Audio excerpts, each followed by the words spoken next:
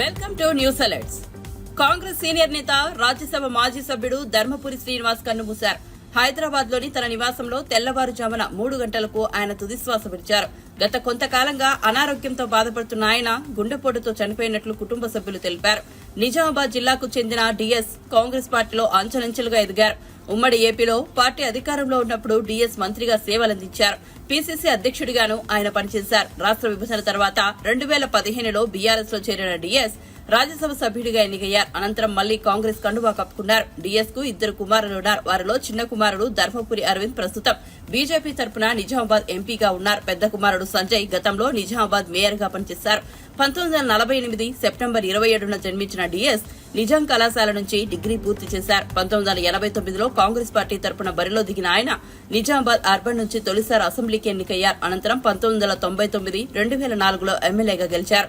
1989 నుంచి 1994 వరకు గ్రామీణ అభివృద్ది, ఐఎన్పీఆర్ మంత్రిగా, 2004 నుంచి 2008 వరకు ఉన్నత విద్య, అర్బన్ లా అండ్ సీలింగ్ శాఖల మంత్రిగా బాధ్యతలు నిర్వర్తించారు. 2004 నుంచి 2009 ఎన్నికల సమయంలో పీసీసీ అధ్యక్షునిగాను ఉన్నారు. 2004లో బీఆర్ఎస్ తో కాంగ్రెస్ పొత్తులో క్రియాశీలక పాత్ర పోషించారు. కాంగ్రెస్ పార్టీ అధికారంలోకి రావడంతో వైఎస్ తో కలిసి పనిచేశారు.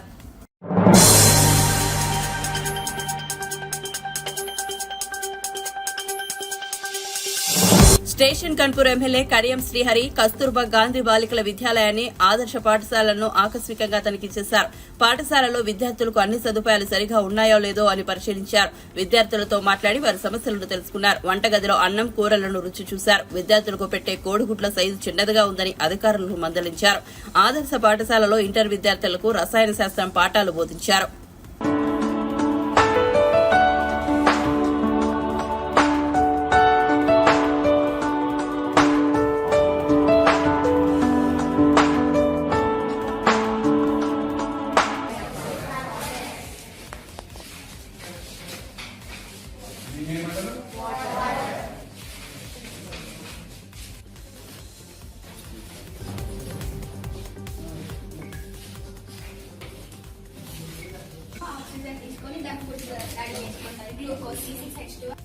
ఈ హైడ్రోజన్ అయాన్కి ఈ పేర్ ఆఫ్ ఎలక్ట్రాన్స్ ట్రాన్స్ఫర్ అయినప్పుడు ఏమైతుంది, అమోనియం అయాన్ ఏర్పడుతుంది. ఓకే, ఏదో చెప్తున్నాను, తమాషా వచ్చి 3 కాదు, సీరియస్గా చదువుకోవాలి. అర్థమైందా? గన్పూర్ మోడల్ స్కూల్ చదువుకున్న పిల్లలందరికీ కూడా ఫస్ట్ క్లాస్ రావాలి. నియోజకవర్గ వ్యాప్తంగా ఉన్న అన్ని గురుకుల పాఠశాలలో, అన్ని కేజీబీ మోడల్ స్కూల్ కూడా సమస్యలను తెలుసుకుంటూ వాటిని పరిష్కరించే ప్రయత్నం తప్పకుండా చేయడం జరుగుతుంది. స్టేషన్ కన్పూర్ నియోజకవర్గ కేంద్రంలో 100 బెడ్ హాస్పిటల్ తక్షణమే నిర్మాణం చేపట్టవలసిన అవసరం ఉంది. ఎన్నికలకు ముందు ఒక జీవో అయితే ఇచ్చారు, కానీ ఆ జీవోలో భవన నిర్మాణానికి సంబంధించిన శాంక్షన్ లేదు. ఏరియా హాస్పిటల్లో కావాల్సిన స్టాఫ్ యొక్క శాంక్షన్ కూడా దానిలో పొందుపరచలేదు. తక్షణమే రాష్ట్ర ప్రభుత్వ పరంగా 100 బెడ్ హాస్పిటల్ నిర్మాణానికి అవసరమైన నిధులను, స్టాఫ్ కూడా మంజూరు చేయించుకోవాల్సిన అవసరం ఉన్నది. త్వరితగతిన 100 బెడ్ హాస్పిటల్ నిర్మాణం చేసి స్టేషన్ కన్పూర్ నియోజకవర్గ ప్రజలకు వైద్య సేవలు అందుబాటులోకి తేవాల్సిన అవసరం ఉంది. స్టేషన్ కన్పూర్ నియోజకవర్గ కేంద్రంలో, అదేవిధంగా నియోజకవర్గంలో ప్రజలకు మెరుగైన విద్య, మెరుగైన వైద్యం అందించాలనే ఆలోచనతో ఈ కార్యక్రమాలు చేపడుతుంది.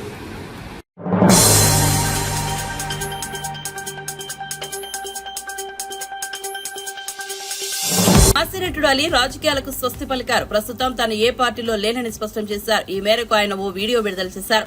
నిర్మాత డి రామానాయుడు కోసం టీడీపీ హయాంలో 1999లో రాజకీయాల్లో అడుగుపెట్టా. ఆ తర్వాత పార్టీ మారా. ఎప్పుడూ ఎవరిని వ్యక్తిగతంగా విమర్శించలేదు. 10 మందికి సాయపడటం కోసమే రాజకీయాల్లోకి వచ్చా. ప్రస్తుతం నేను ఏ పార్టీ మనిషిని కాదు అని అలీ పేర్కొన్నారు. గత కొంతకాలంగా ఆయన వైఎస్ఆర్సీపీకి మద్దతుగా పనిచేసిన విషయం తెలిసిందే. అందరికీ నమస్కారం. అస్సలాము అలైకుం రహమతుల్లాహి బర్కాతు. మిత్రులారా, 1999లో నేను రాజకీయాల్లో అడుగుపెట్టాను. మా పెద్దాయన డాక్టర్ డి రామానాయుడు గారి కోసం. ఎందుకంటే నేను చైల్డ్ ఆర్టిస్ట్ తర్వాత, నేను మళ్ళీ ఒక వయసు వచ్చిన తర్వాత నాకు అద్భుతమైన అవకాశం ఇచ్చి ప్రేమ ఖైదీ అనే సినిమాతోటి మళ్ళీ నా కెరీర్ స్టార్ట్ అయింది చైల్డ్ ఆర్టిస్ట్ తర్వాత. అలాగే వారు బాపట్ల నుంచి ఇలాగ నేను ఎంపీగా నుంచి ఉంటున్నాను, నువ్వు రావాలి, నా క్యాన్వాస్ చేయాలి అనగానే తప్పకుండా గురుగారు, ఎందుకంటే మీ సినిమా తర్వాత నేను మళ్ళీ ఒక ఆర్టిస్ట్గా నేను ఎదిగాను, సో డెఫినెట్గా నేను వస్తాను అని చెప్పి వెళ్ళటం జరిగింది. అప్పుడు టీడీపీ హయాంలో దాదాపు ఒకే పార్టీలో 20 సంవత్సరాలు నేను ఉన్నాను. తర్వాత మళ్ళీ ఇటు రావడం జరిగింది. నాకు అన్నం పెట్టింది ఫస్ట్ నా తెలుగు ఇండస్ట్రీ, నా తెలుగు ప్రజలు, ప్రేక్షక దేవుళ్ళు, నా నిర్మాతలు, నా డైరెక్టర్సు, నా హీరోలు. ఈ రోజున ఈ రేంజ్లో నేను ఎదిగాను. 45 సంవత్సరాలు ఇండస్ట్రీలో ఉన్నాను. దాదాపు 1200 సినిమాలు పైచిలుకు యాక్ట్ చేయడం జరిగింది. 6 భాషల్లో యాక్ట్ చేయడం జరిగింది. ఓకే, నేను దయాగుణం ఉంది, భగవంతుడు ఇచ్చాడు కాబట్టి నాకు రాజకీయం తోడైతే కొద్దిగా 10 మందికి నేను సహాయపడగలను అనే ఉద్దేశంతో రాజకీయాల్లోకి వచ్చాను తప్ప రాజకీయాలు చేయాలని రాజకీయాల్లోకి రాలేదు. ఇండస్ట్రీ నాకు ఇంత మంచి లైఫ్ ఇచ్చింది, నేనేం చేస్తే బాగుంటుంది అని నలుగురిని చూసి నేను ఒక ట్రస్ట్ పెట్టుకున్నాను మా నాన్నగారి పేరున. దాదాపు 16 సంవత్సరాలు అవుతుంది నేను ట్రస్ట్ పెట్టుకొని. ఏ రోజు కూడా ఈవెన్ దో కోవిడ్లో కూడా ప్రతి నెల వాళ్ళకి 1000 రూపాయలు నేను సాయం చేసేవాడిని. కోవిడ్లో కూడా ఆపకుండా అలా కంటిన్యూగా సాయం చేస్తూనే ఉన్నాను. చాలామందిని నా కుటుంబంలో అవ్వచ్చు, బయట వాళ్ళు అవ్వచ్చు, చుట్టాల్లో అవ్వచ్చు, చాలామందికి చదివించాను నేను. అండ్ అలాగే మా తల్లిదండ్రులు నాకు ఇచ్చిన ఆ ఒక గుణం అది అందరితో పంచుకోవాలని చెప్పి ఉద్దేశంతో నేను ట్రస్ట్ కూడా పెట్టుకున్నాను. నా ఇన్కంలో దాదాపు 20% నేను ట్రస్ట్కి ఇవ్వటం జరుగుతుంది. గతంలో కూడా చెప్పా, ఫారిన్ కంట్రీస్లో ఏదైనా ఈవెంట్స్ చేస్తే దాంట్లో నుంచి 60% ట్రస్ట్కి వెళ్ళి 40% నేను తీసుకునేవాడిని. సో ఇట్లాగా చాలా సేవలు చేసి ఉన్నాను కాబట్టి ఈ మాట కూడా నేను మీకు చెప్పుకుంటున్నాను. అండ్ అలాగే నేను వ్యక్తిగతంగా ఎవరి మీద ఏ పార్టీలో ఉన్నా కూడా నేను నా పార్టీ గురించి నేను పొగుడుతాను, అక్కడ ఉన్న వ్యక్తి ఎమ్మెల్యే క్యాండిడేట్ గురించి నేను పొగుడుతాను, నా నాయకుడిని నేను పొగుడుతాను తప్ప ఎప్పుడు ఎవరిని కూడా ఒక మాట అంటాం కానీ వాళ్ళ లైఫ్ గురించి కానీ వాళ్ళ పర్సనల్ లైఫ్ గురించి కానీ ఎప్పుడు కూడా ఏ వేదిక మీద కూడా మీరు వెతికినా కూడా దొరకదు. అండ్ అలాగే సో నేను ఈ రోజున మీ ముందుకి రావడానికి కారణం ఏంటంటే నేను ఏ పార్టీ మనిషిని కాదు, ఏ పార్టీ సపోర్టర్ని కాదు, ఐఎమ్ జస్ట్ కామన్ మ్యాన్గానే ఉండి ఇక నా సినిమాలు నా షూటింగ్లు నేను చేసుకుందామని చెప్పేసి అనుకుంటున్నాను. That's it. ఈ మాట చెప్పడానికే నేను మీ ముందుకు వచ్చాను. సో నేను ప్రతి 5 సంవత్సరాలకు ఒకసారి ఎలక్షన్లో మీరు వెళ్ళి ఎలా ఓటేస్తారో నేను కూడా ఒక కామన్ మ్యాన్గా వెళ్ళి ఓటేసేస్తాను. సో రాజకీయాలకి స్వస్తి, గుడ్ బై, థ్యాంక్ యూ.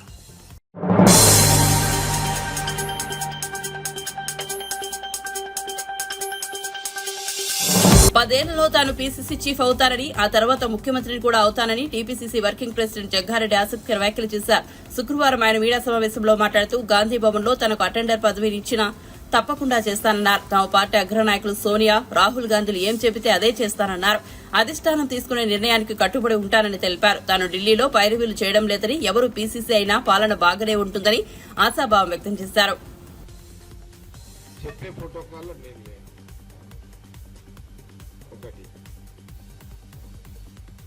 ఎవరైనా బాగానే ఉంటుంది, ఎవరైనా ఆ కుర్చీ నడిపిస్తుంది. పీసీసీ కుర్చీ ఆటోమేటిక్ నడిపిస్తుంది, అదేమి ఇబ్బంది.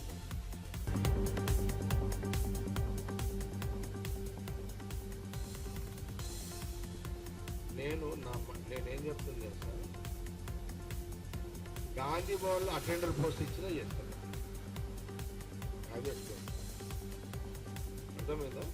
ఇది సీరియస్, నేనేమి జోక్ చేస్తున్నాను. సోనియా గాంధీ, రాహుల్ గాంధీ గారు, జగ్గారెడ్డి ఒక 2 ఏళ్ళు గాంధీ భవన్ అటెండర్గా డ్యూటీ చేయాలంటే కూడా చేస్తాను.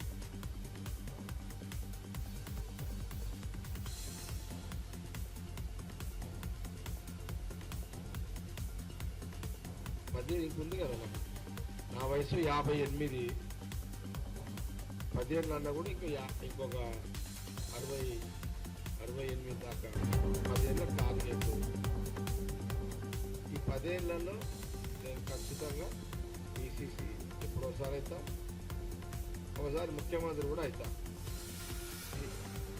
ఏది 10 ఏళ్ళలో ఈరోజు ఏది ఏ సంవత్సరం ఇది 24, అంటే నా వయసు 58. మొన్న దసరా, అక్టోబర్ దసరా, మొన్న 23 దసరా రోజు మా సంగారెడ్డి దసరా రోజు గంజి మైదానం చెప్పిన రానున్న 10 ఏళ్ళ లోపు కాంగ్రెస్ పార్టీలో పీసీసీ కావాలి, పార్టీకి మంచి సర్వీస్ ఇవ్వాలి, ఆ 10 ఏళ్ళ లోపు ముఖ్యమంత్రి కూడా కావాలి, మంచి ప్రజలకు మంచి పరిపాలన ఇవ్వాలి సోనియా గాంధీ, రాహుల్ గాంధీ నాయకత్వంలో అన్నదే నా యొక్క ఏమంటుందని నా ఆలోచన. నాకు నో ప్రాబ్లం. ఈ లోపల రేవంత్ రెడ్డి గారు అయ్యారు, ఇంకా మళ్ళీ నెక్స్ట్ 5 ఏళ్ళు ఉండాలని ఆయన ట్రై చేస్తారు. ఇంకా మీతో కూడా ఉన్నారు ఇక్కడ, వాళ్ళ పేరు నేను ఇప్పుడు ఎందుకు, ఆల్రెడీ ఒక ముఖ్యమంత్రి ఉన్నాయి, ఇంకో పేరు నేను చెప్పొద్దు. నేను చెప్పింది ఎప్పుడు అప్పటి వరకు ఇంకా మీతో కూడా ఎవరైనా కావాలని కూడా అయిపోతారు. అందరు అయిపోయినాకనే నా కోరిక, నేను ఎవరికి కాంపిటీషన్ కాదు.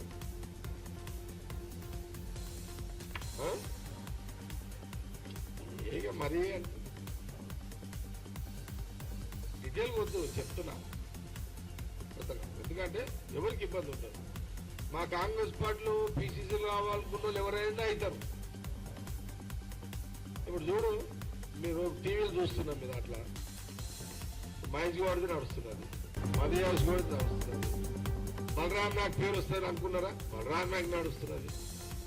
సురేష్ శెట్టి గారి పేరు వస్తారు అనుకున్నారా, సురేష్ శెట్టి గారిది నడుస్తున్నది.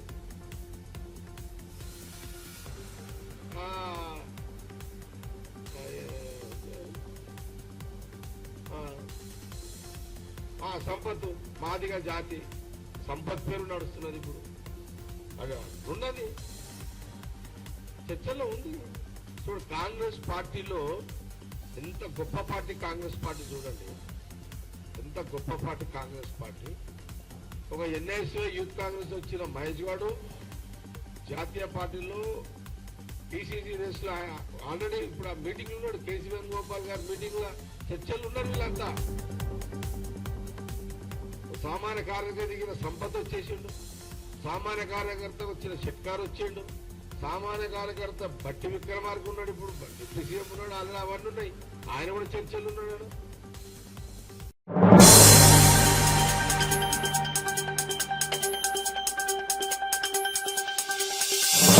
పార్టీని విడి దొంగలతో కలిసే వారి గురించి బాధలేదని, తెలంగాణ సాధించిన మనకు ఇలాంటి ఒడిదుడుకులు ఓ లెక్కన అని బీఆర్ఎస్ అధినేత కేసీఆర్ అన్నారు. శుక్రవారం ఆయన ఉమ్మడి కరీంనగర్ జిల్లా నేతలతో సమావేశమయ్యారు. ఈ సందర్భంగా జగిత్యాల ఎమ్మెల్యే సంజయ్ కుమార్ పార్టీ మారడంపై కేసీఆర్ ఆగ్రహం వ్యక్తం చేశారు. రాజకీయ భవిష్యత్తు ఇచ్చిన బీఆర్ఎస్ పార్టీని ఆయన వదిలి వెళ్లిపోయారన్నారు. 2001లో పార్టీ పెట్టినప్పుడు ఆయన లేరని వ్యాఖ్యానించారు. మధ్యలో వచ్చిన వారు మధ్యలోనే వెళ్లిపోతారని విమర్శించారు. అలాంటి వారితో పార్టీకి ఎలాంటి నష్టం లేదన్నారు. ఎవరూ అధైర్యపడవద్దని సూచించారు. కార్యకర్తల నుంచే మంచి నాయకుడిని తయారు చేస్తానన్నారు.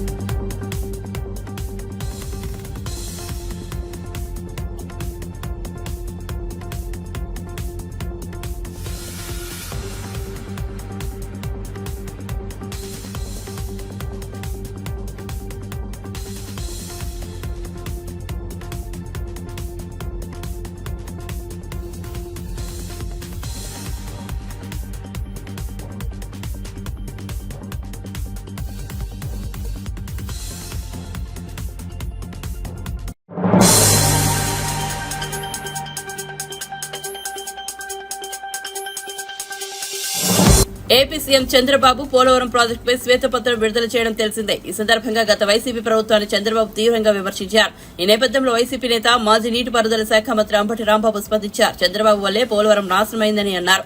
పోలవరం జాతీయ ప్రాజెక్టు అయినప్పుడు దాన్ని రాష్ట్ర ప్రభుత్వం ఎందుకు తీసుకుందని సూటిగా ప్రశ్నించారు. కేంద్ర ప్రభుత్వం చేపట్టాల్సిన పోలవరం ప్రాజెక్టును రాష్ట్ర ప్రభుత్వం తీసుకోవాల్సిన అవసరం ఏంటని అంబటి రాంబాబు నిలదీశారు. 1,000 కోట్ల విలువైన ప్రాజెక్టు కాబట్టి నాడు చంద్రబాబు ప్రభుత్వం పోలవరం నిర్మాణాన్ని తలకెక్కిందుకుందని విమర్శించారు. చాలా విషయాలు చెప్పేటటువంటి ప్రయత్నం చేశారు. ఆయనకి పోలవరం మీద ఉన్నటువంటి ప్రేమ, ఇరిగేషన్ ప్రాజెక్ట్స్ మీద ఉన్నటువంటి ప్రేమ చాలా అపారమైందని, తలుచుకున్నప్పుడు ఆయనకు బాధ కలుగుతుందని, కోపం వస్తుందని, ఇలాంటి పదాలన్నీ కూడా వాడేటటువంటి ప్రయత్నం చేశారు. దానితో పాటు ముఖ్యమంత్రి అయిన తర్వాత ఆయన మోడీ గారి ప్రభుత్వంతో పాటు కలిసి ముఖ్యమంత్రిగా అయినప్పుడు 2014లో 7 గ్రామాలు దీనిలో కలిపితే తప్ప నేను ప్రమాణ స్వీకారం చేయను. ఎందుకంటే Polavaram is such a project. Polavaram చాలా గొప్పది, పోలవరం జీవనాడి. అందువల్ల నేను కాన్స్టిట్యూషన్ డెడ్ లాక్ వచ్చినా సరే నేను ప్రమాణ స్వీకారం చేయనని చెప్పి పట్టుబట్టి 7 గ్రామాలని మన ఆంధ్రప్రదేశ్ కల్పించాను, సాధించాను, అలాంటి గొప్ప వ్యక్తిని అనేటువంటి మాట ఆయన చెప్పారు. నేను అడుగుతా ఉన్నాను, నారా చంద్రబాబు నాయుడు గారు, మీరు 1995 నుంచి 2004 వరకు మీరు ఈ రాష్ట్రానికి ముఖ్యమంత్రిగా ఉన్నారు. ఈ రాష్ట్రానికి ముఖ్యమంత్రిగా ఉండటమే కాదు, కేంద్రంలో చక్రం కూడా తిప్పారు. మీరు కేంద్ర ప్రభుత్వంతో సత్సంబంధాలు కలిగి ఉన్నారు.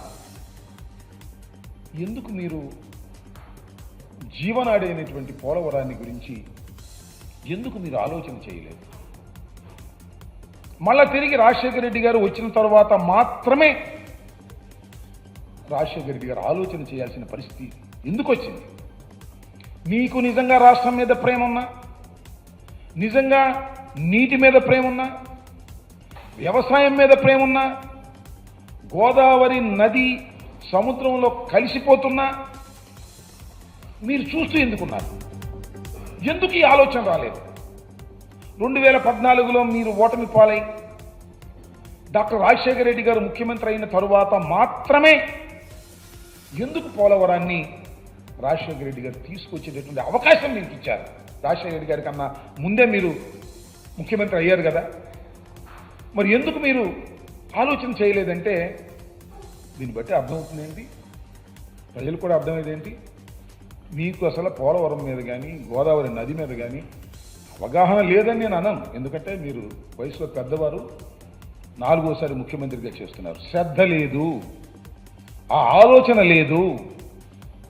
ఇవాళ 7 గ్రామాలు తీసుకొచ్చి నేను కలిపేంత వరకు నేను విశ్రమించనని చెప్పేసి నేను మోడీ గారితో పంతం పట్టు కూర్చున్నాను, అందువల్ల 7 గ్రామాలు కలిశాయి అనేటువంటి మాట మాట్లాడుతున్నారు. రాజశేఖర రెడ్డి గారు లేరు, ఆయన ఎంత శ్రమ చేశాడో ఆయన చెప్పుకోవడానికి ఆయన లేడు. నువ్వు 7 గ్రామాలు కలిపినందుకే చాలా గొప్పగా చెప్తున్నావు. రాజశేఖర రెడ్డి గారు ఎన్ని అనుమతులు తీసుకొచ్చాడు పోలవరం ప్రాజెక్టు కేంద్రంతో మాట్లాడి, 1, 2 అనేకమైన అనుమతులు 2005 నుంచి నిర్మాణ సంస్థల అనుమతి తీసుకొచ్చాడు, పర్యావరణ అనుమతులు తీసుకొచ్చారు, వన్యప్రాణ రక్షణ అనుమతులు తీసుకొచ్చారు, పునరావాస ప్రణాళిక కావాల్సిన అనుమతులు తీసుకొచ్చారు, పాపికొండల వన్యప్రాణ రక్షణ కేంద్రం మళ్లింపునకు అనుమతి తీసుకొచ్చారు. ఇట్లా 1 కాదు 2 కాదు, చాలా క్లిష్టమైనటువంటి అనుమతులన్నీ కూడా ముఖ్యమంత్రిగా ఉండి కేంద్రంతో మాట్లాడి అనేక సార్లు ఢిల్లీ వెళ్ళి విజిట్ చేసి ఎంపీలతో కూడా కలిసి లైజాన్ చేసి అన్ని అనుమతులు తీసుకొచ్చినటువంటి మహానుభావుడు.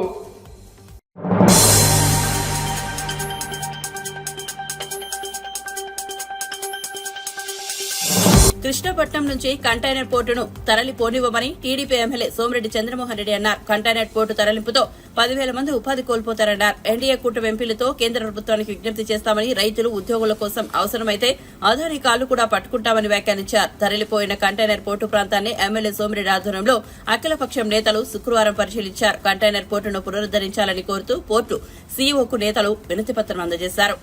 ఈరోజు కృష్ణపట్నం కంటైనర్ పోర్ట్ తిరిగి పునరుద్ధరించాలా. 2024 జనవరి 31వ తేదీ మూతేశారు. నేను జనవరి 20వ తేదీ చెప్పాను, కృష్ణపట్నం కంటైనర్ పోర్ట్ ఎగుమతులు దిగుమతులు, రైతులకు సంబంధించిన రొయ్యలు, చేపలు, బియ్యము, పొగాకు, మిర్చి, గ్రానైట్ మొత్తం ఎగుమతులు దిగుమతులు ఆగిపోతున్నాయి. ఆగ్రహణ డర్టీ పోర్ట్ కింద మిగులుతుందని జనవరి 20వ తేదీ చెప్పా. అదే జరిగింది. నేను ఆ రోజు చెప్పిన ఉత్త బొగ్గు, బూడిద, ఐరన్ ఓర్ తెచ్చి మా మొఖాన్ని కొట్టి మీరు కంటైనర్ పోర్ట్ ఎత్తుకెళ్ళిపోతున్నారు. రాయలసీమ, నెల్లూరు, ప్రకాశం, గుంటూరుకి రైతులకు సంబంధించిన ఎగుమతుల్ని కిల్ చేస్తున్నారని చెప్పా. ఆ రోజు జగన్మోహన్ రెడ్డి నోరు తెరవలే. ఇది AP maritime board ownership 2039కి Andhra Pradesh ప్రభుత్వానికి హ్యాండ్ ఓవర్ అవుద్ది. అటువంటిది ఆ రోజు 2019కి తెలుగుదేశం టైంలో సివి రావు గారు ఓనర్షిప్ ఉన్నప్పుడు 1 సంవత్సరానికి 9,50,000 నుంచి 10 లక్షల కంటైనర్లు ఎగుమతులు దిగుమతులు జరిగినాయి. డైరెక్ట్గా 2,000 మంది, ఇండైరెక్ట్గా 10,000 మంది ఉద్యోగాలు ఉన్నాయి. ఈరోజు అన్నీ పోయినాయి. రాష్ట్ర ప్రభుత్వానికి 900 నుంచి 1000 కోట్ల ఆదాయం వచ్చింది. ఈరోజు పోయింది. ఓన్లీ డర్టీ కార్గోగా మిగిలిపోయింది. దుమ్ము ధూళి మా మొఖాన, మా పొలాలు, మా గ్రామాలు, మా జీవితాలు మీకు తాకట్టు పెట్టాం. సివి రావు గారు 10 లక్షల కంటైనర్లు తీసుకుపోతే ఆఖరికి వైజాగ్, బాంబే, చెన్నై ఎయిర్పోర్టుతో పోటీ పడితే అటువంటిది ఈరోజు జీరో చేసేస్తే మేమేమనుకున్నాము, సివి రావు గారు 10 లక్షలు అంటే అదానీ గారు 20 లక్షలకు తీసుకుపోతారనుకున్నాం. ఇట్లా మునిగిపోద్ది పోర్ట్ అని చెప్పి మేము అనుకోలే. ఇక్కడున్న రైతులు వాళ్ళ తాతలు ముత్తాతలు ఇచ్చిన భూములు హ్యాండ్ ఓవర్ చేసి ఖాళీ చేసి వెళ్ళిపోయినారు. కట్టుబట్టలతో గ్రామాలు ఖాళీ చేసిపోయినారు. ఆ రోజు 7 లక్షల రూపాయలకి ఎకరా ఇచ్చాం. ఈరోజు 50 లక్షలు, 60 లక్షలు, కొన్ని రోడ్ సైడ్ ₹1,00,00,000 ఉన్నాయి. రైతులు ఉన్న ఆస్తులు బాగుంగొట్టుకున్నారు. ఇప్పుడు చెప్పొచ్చాం, జీజే రావు గారికి చెప్పొచ్చాం, అయ్యా అదానీ గారి లాంటి ప్రపంచంలోనే అత్యంత ధనికుడైన ఆయనకి వరల్డ్లో రిచెస్ట్ మ్యాన్లో 12, 13 ర్యాంకులో ఉన్నాడు ఆయన. ఆయనకి ఇదంతా ఒక బొట్టు, నీటి బొట్టుతో సమానం ఆయనకి. అటువంటిది ఈ విధంగా చేయటం కరెక్ట్ కాదని చెప్పి మేము చెప్పాం. మా రాష్ట్ర ప్రభుత్వం నుంచి మీకేం కావాలో, ఈరోజు బీజేపీ, జనసేన, సిపిఐ అన్ని పార్టీలు వచ్చినాయి. ఏం కావాలో చెప్పండి, మేము ముఖ్యమంత్రి గారిని వేడుకుంటాం. మేమందరం ఒకటి నిర్ణయించుకున్నాం, దీంట్లో రాజీ లేదు. కూటమి అందరం కలిసి ఇతర పార్టీలు ఎవరు వస్తే వాళ్ళని తీసుకొని ఢిల్లీకి పోతాం. కేంద్ర ప్రభుత్వానికి విజ్ఞప్తి చేస్తాం, చంద్రబాబు నాయుడు గారికి విజ్ఞప్తి చేస్తాం, అదానీ గారి చేతులు పట్టుకుంటాం, కావాలంటే కాళ్ళు పట్టుకుంటాం, కానీ వదిలిపెట్టాం. కంటైనర్ పోర్ట్ తిరిగి రాకపోతే వదిలిపెట్టాం. రైతుల కోసం ఏమైనా చేస్తాం.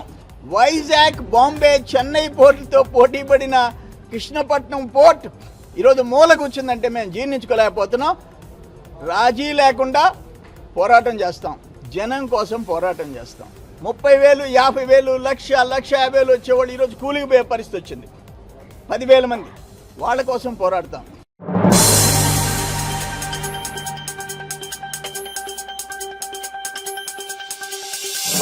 ఆంధ్రప్రదేశ్ ఉప ముఖ్యమంత్రి జనసేన అధినేత పవన్ కళ్యాణ్ శనివారం ఉదయం 11 గంటలకు జగిత్యాల జిల్లా కొండగట్టు ఆంజనేయ స్వామిని దర్శించుకోనున్నారు. ఈ మేరకు జిల్లా ఎస్పీ అశోక్ కుమార్ శుక్రవారం బందోబస్తు ఏర్పాట్లను పర్యవేక్షించారు. ఆలయ పరిసరాలను పరిశీలించి అధికారులకు సూచనలు చేశారు. పవన్ కళ్యాణ్ ప్రత్యేక భద్రత ఎస్పీ అర్జున్ శుక్రవారం మధ్యాహ్నం కొండగట్టులో స్వామివారిని దర్శించుకుని పర్యటన ఏర్పాట్లపై అధికారులతో చర్చించారు.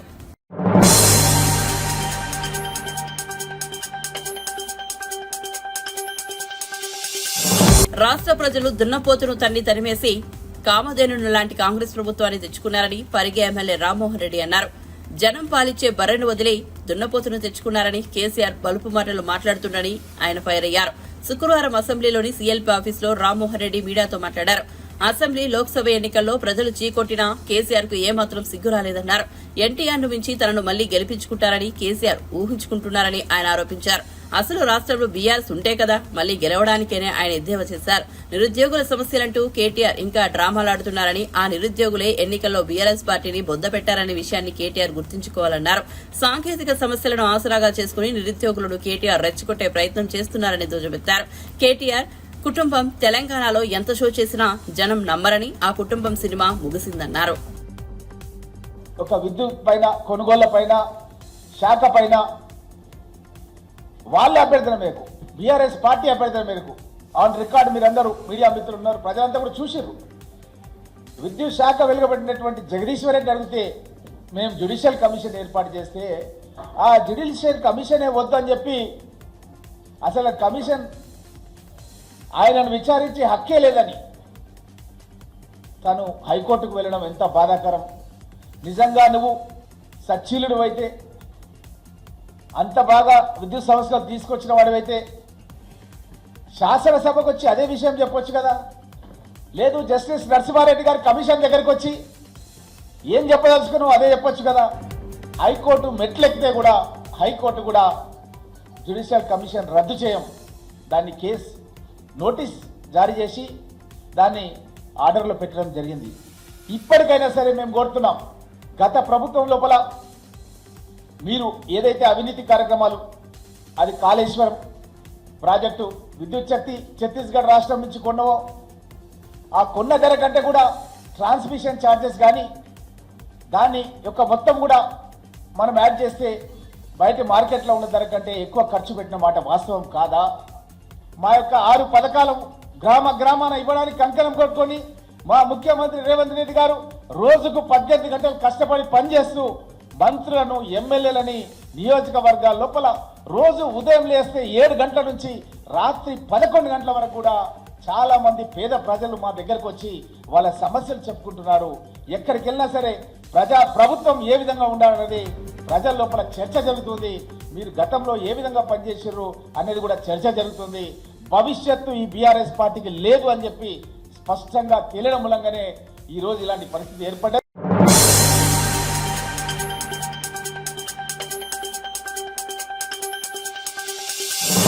బంగాళాఖాతంలో ఉత్తర ఒడిశా తీరానికి సమీపంలో అల్పపీడనం ఏర్పడింది. దీని ప్రభావంతో తెలంగాణలో పలు ప్రాంతాల్లో ఓ మోస్తరు వర్షాలు పడే అవకాశం ఉంది. ఈ మేరకు వాతావరణ శాఖ ఓ ప్రకటన విడుదల చేసింది. శని, ఆదివారాల్లో 15 జిల్లాల్లో బలమైన గాలులతో కూడిన ఓ మోస్తరు వర్షాలు కురుస్తాయని సూచించింది. కరీంనగర్, పెద్దపల్లి, జయశంకర్, భూపాలపల్లి, ములుగు, భద్రాద్రి కొత్తగూడెం, ఖమ్మం, వికారాబాద్, సంగారెడ్డి, మెదక్, కామారెడ్డి, మహబూబ్ నగర్, నాగర్ కర్నూల్, వనపర్తి, నారాయణపేట, జోగులాంబ, గద్వాల్ జిల్లాలకు పసుపు రంగు హెచ్చరికలు జారీ చేసింది. హైదరాబాద్ లోనూ తేలికపాటి వర్షాలు పడే అవకాశం ఉంది. రాష్ట్రంలో శుక్రవారం పలు జిల్లాల్లో భారీ వర్షాలు కురిశాయి.